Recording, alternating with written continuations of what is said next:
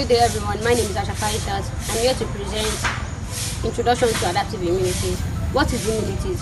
Immunity is the body's ability to protect itself from diseases. It is also a condition of being able to resist a particular disease, especially through preventing development of a pathogenic microorganism or by counteracting the effect of its product.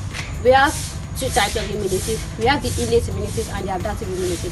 I want to talk about the adaptive immunity. What is adaptive immunity? Adaptive immunity is a type of immunity created in response to exposure to a foreign substance. It is also known as acquired immunity. Functions of adaptive immunities: we have 1. Recognize between self and non-self. 2. Defend the host from the foreign materials. 3. Remember the foreign invaders. After recognizing between the self and non-self, the acquired system responds by activating and amplifying T cells and B cells. Characteristics of adaptive immunities: we have 1. Discrimination. 2. Specificity. 3. Diversity. 4. Timing. 5. Memories. Branches or arms of adaptive immunities: we have two branches of adaptive immunities. We have 1. B cells constitute antibodies mediated immunities. 2. T cells constitute cell mediated immunities. B cells constitute antibodies mediated immunities, where antibody is discovered in the blood plasma or serum. T cells constitute cell mediated immunities. We have two types of T cells, which T lymphocytes that differentiate into cytotoxic T cells, which directly attack infected target cells with intracellular pathogens such as virus or cancer cells. Then the T helper cells, which helps to direct the cytotoxic T cells to attack or target cell lysis. Thank you. Good day everyone. I'm in group 1. My name is Abatoli. I'm meant to present on antigens and immunogenicity. First, what are antigens? Antigens are foreign invaders that when they enter the body, they elicit an immune response. What is immunogenicity? Immunogenicity is the ability of a substance to introduce a specific immune response, that's antibody production or T cell activation. It is determined by several factors, which include 1. Foreignness. The immune system is tolerant of self-antigens. The more the foreign molecule, the more immunogenic it is. 2. Molecular size. Large molecules that are greater than 10 kDa are generally more immunogenic molecules than the ones with smaller molecules, which are less than 1 kDa. The third one is routes and dose. Internal and subcutaneous routes are more immunogenic than intravenous routes. Thank you. My name is Adorofim Making. I'm talking about natural and artificial immunity.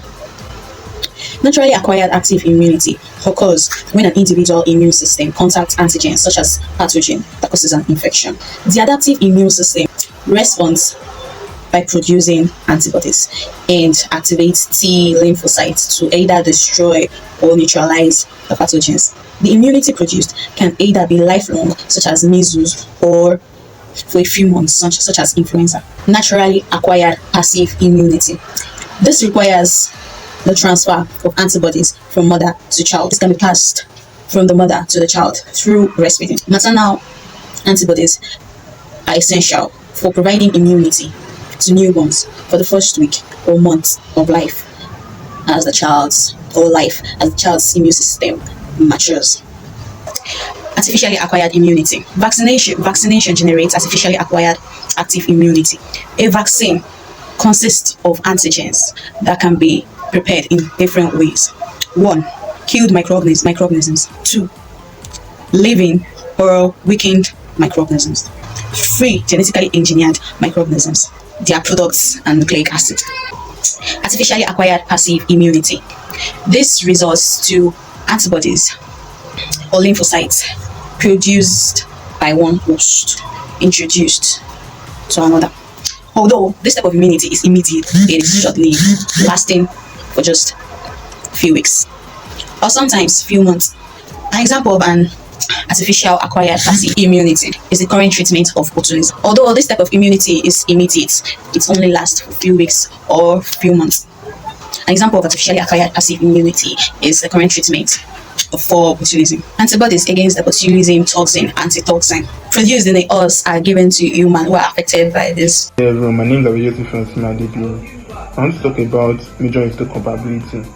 Major histocompatibility is a group of genes that helps the immune system distinguish between non-self and self antigens, that non-self and self substances. In human, it is known as the human lymphocyte antigen HLA, which is found on the chromosome 6. There are three classes of major histocompatibility. I'm going to be talking about the major 2, which is the class 1 and the class 2. In the class 1 major histocompatibility, the class 1 major histocompatibility is found in all nuclear cells in the body. They help the immune system identify healthy and infected cells by displaying peptide from inside the cells, and they are also important in transplantation. Class 2 MHC. Class 2 MHC molecules are found mainly on immune cells such as dendritic cells, macrophage, and B cells. Their main function is to present foreign antigens to the T lymphocyte and activate adaptive immune system response. Difference between class 1 and class 2. Difference between class 1 and class 2 are: class 1 is found on almost all body cells and present both cells and antigen peptide, while class 2 is found on only certain immune cells and present only foreign peptide. Thank you. Hi everybody, my name is Abodide Tulani. I'm here to talk about the MHCs present in antigen to T cells. The mechanism in which peptide become bonds to MHC molecules is known as antigen processing. There are two major pathways in antigen presentation. Number one, MHC class 1 pathway is also known as endogenous antigens. They present intracellular antigens to CD8 plus cytotoxic T cells. These CD8 plus T cells bears a receptor specific for class I MHC presenting antigens. There are steps involved in these pathways. Number one, protein degradation. Number 2, peptide transport. Number 3, surface display. Number 4, load and quality control. The second pathway is also known as MHC class 2 pathways, known as exogenous antigens. They present extracellular antigens to CD4 plus helper T cells. The CD4 plus T cells do not directly kill targets, but instead they secrete cytokines and orchestrate integrated innate and adaptive immune responses. Steps involved in these pathways: number 1, compartment fusion. Number 2, peptide exchange. Number 3, surface display. Number 4, uptake. So we'll be talking on T cell acceleration. So T cell actually develop in the thymus and it passed through the positive and the negative selection. So the positive selection actually helped the T cell to recognize MHC molecules, while the negative selection removes cells that may attack the body own tissue.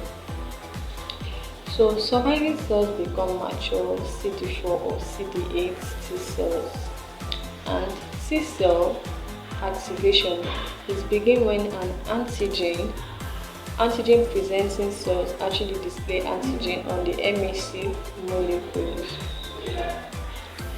So the T cell receptor, or we call it TCR, actually they recognize and bind to the antigen. And accessory proteins like the CD3, they help and signal into the cell to start activation.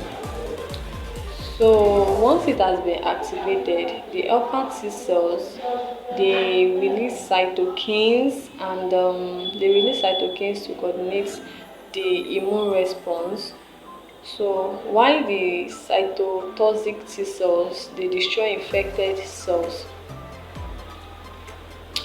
So the process help adaptive immunity system to fight pathogen effectively and safely. So that is that on T cells.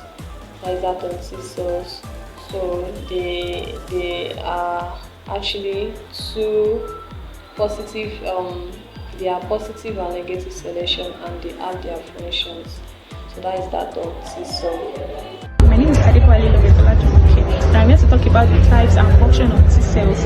T cells development can be defined as the maturation of the progenitor cells to one of the two types of T cells. We have two main types of T cells, which are the helper T cells and the cytotoxic T cells. We also have regulatory T cells, we have memory T cells, and we also have natural killer T cells.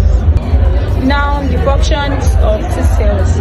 Firstly, they kill infected and cancerous cells. They suppress excessive immune response, and they also kill infected and cancerous cells. They provide long-term immunity. They link innate and adaptive immunity. They activate and coordinate other immune cells. Good day everyone, my name is Adeka Onsimesi, and I'm to talk about B cell and B cell activation. What are B cells? B cells are a type of lymphocyte, a white blood cell, and the main purpose of B cell is to make antibody. The development and activation of B cells must be tightly regulated. B cell development begins in the bone marrow. They migrate between lymph nodes and spleen, where they meet the specific antigen recognized by their B cell receptor. This results in their activation, proliferation, and differentiation into mature antibody secreting cells called the plasma cells. B cell activation requires a surface receptor that recognizes and binds specific antigen. However, unlike T cells, B cells bind antigen directly. Each mature B cell has a unique B cell receptor on its surface. The receptor is basically a membrane-bound antibody specific to one antigen shape. So B cell activation. In B cell activation, we have two processes. The first one is T-dependent activation. In T-dependent activation, the B cells need help from T cells, and this is where the B cell receptor binds with an antigen and the B cell processes it. This process involves the simultaneous activation of both T and B cells with the same antigen. Upon binding antigen snugly in their B cell receptor, B cells internalize the antigen receptor mediated endocytosis. The second one we have is T-independent antigen or activation. In T-independent activation, there is no T cell help, and it is triggered by things like bacterial polysaccharides that cross-link many B cell receptors at once. The end product of activation, B cells activation, is plasma cells. Hi, my name is Adekwale Samuel, and I'm here to talk about antibodies. Antibodies are also known as immunoglobulins. Antibodies are proteins produced by the B cells as part of immune response. Antibodies' work is to recognize, to bind, and to neutralize foreign substances that are called antigens like bacteria, viruses, and toxins.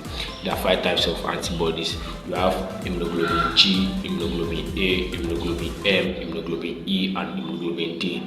The work of the immunoglobulin G is the most common and provide long-term immunity. Immunoglobulin A protects most scar surfaces like gut and nose. Immunoglobulin M is the first antibody made in a new infection. When there's an infection, the first antibody that will be made to attack the infection is immunoglobulin M.